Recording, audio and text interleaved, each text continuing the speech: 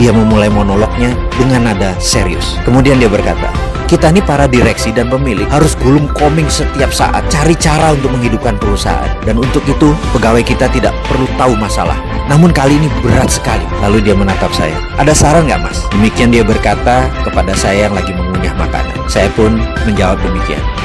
B, gini deh. Bagaimana kalau kita siapkan paket shake hand, golden shake hand kalau perlu. Kita adakan juga program pensiun dini. Kita minta mereka beberapa orang yang ingin pensiun dini, kita pensiunkan. Dan beberapa orang yang tidak perform, kita pecat. Kalau perlu, orang-orang yang mungkin lagi tidak kita butuhkan, kita rumahkan tanpa gaji. Bagaimana Be kira-kira? Mendengar suara saya tersebut, wajahnya berubah. Dia menghentikan makannya. Matanya menatap saya dan suaranya menegak. Kamu sombong, Mardi. Nggak ada rumus pecat karyawan itu. Nggak ada yang namanya dirumahkan. Nggak ada yang namanya golden shake hand sekalipun. Mereka semua bekerja sudah sangat keras. Mereka adalah orang pilihan. Itu nadanya dengan tegas dia berkata. Kamu harus cari cara lain. Lalu dia melanjutkan bicaranya setelah terhenti sesaat. Kamu jangan pernah berpikir bahwa apa yang selama ini kita dapat adalah karena kepintaran kamu atau kepintaran saya. Nggak ada itu. Semua itu terjadi, itu bukan karena kita. Ini merupakan jawaban dari doa 600 pegawai kita dan keluarganya. Mungkin kalau dikumpulkan ini adalah doa dari 1.500 orang. Jujur, kamu harus berpikir berbeda dengan apa yang kamu katakan barusan. Ini semua bukan karena kamu, bukan karena saya. Jangan mentang-mentang ekonomi lagi turun, kita lagi susah, pegawai kita pecat. Bukan begitu, nggak bisa begitu.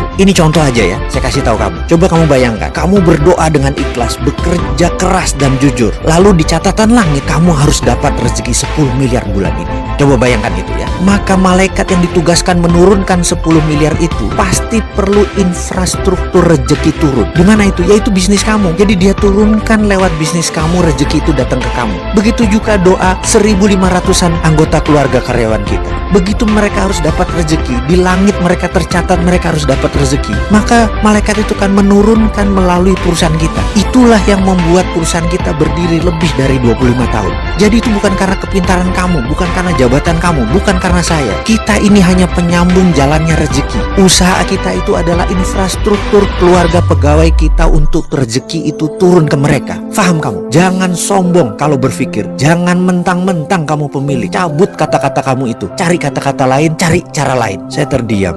Sekali lagi, sudah puluhan kali saya terdiam mendengar monolognya. Saya merenungkan kata-katanya bahwa usaha itu hanya infrastruktur rezeki keluarga kita dan pegawai kita.